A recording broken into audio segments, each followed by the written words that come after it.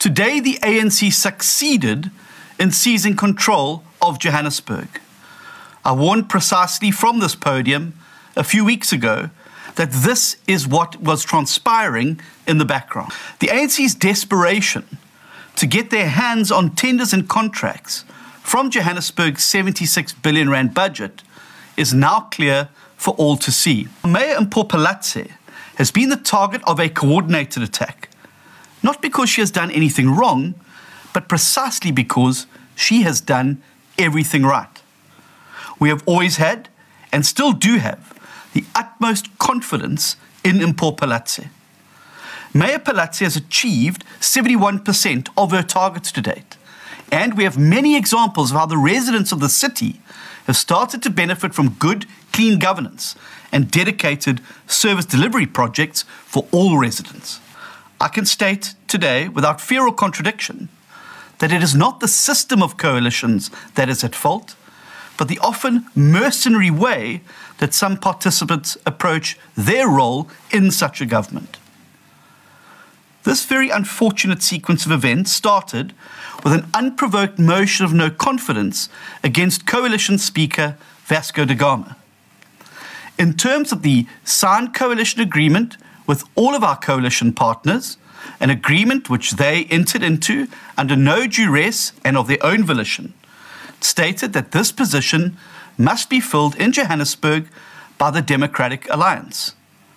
But due to the treachery of individual members of coalition partners, Vasco da Gama was voted out. After our prescribed processes, the DA renominated Vasco da Gama to fill the vacant position. Upon receiving resistance from coalition partners in the Coalition Oversight Group, we were willing to be flexible on the candidate and went back to our federal executive and nominated an alternate, Alex Christians.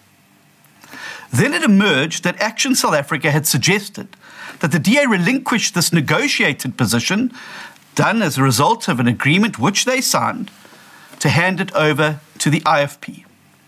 Now, this went against the signed and agreed coalition compact, and the DA drew the line, saying that a deal is a deal. After thorough discussion, the Patriotic Alliance announced that they would not support the DA Speaker candidate. The ANC, the Economic Freedom Fighters, and the Patriotic Alliance voted together to select the Cope Rogue councillor who had broken the coalition agreement, Colleen Makubela, as the Speaker. Ignoring due process entirely, Colleen Makubela forged ahead to convene a council meeting today to oust Mayor Mpopalatse as the mayor, in a process so flawed that we will challenge it in court. It will not stand. I would like to reassure all South Africans that what we'll see playing out in Johannesburg right now, as messy and painful as it is part of the journey we have to take if we want to save South Africa from ANC domination. And I understand how angry and frustrated many of you are right now, and particularly if your vote was one of those that was betrayed.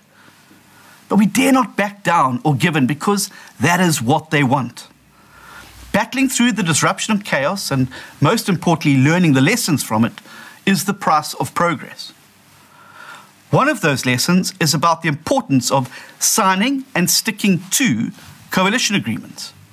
These can be the only basis in which future coalitions can work.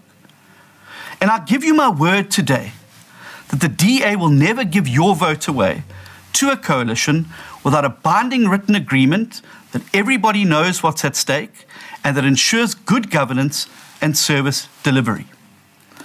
Treachery will not stand. Subterfuge will not hold, and we will never succumb to the politics of extortion and blackmail.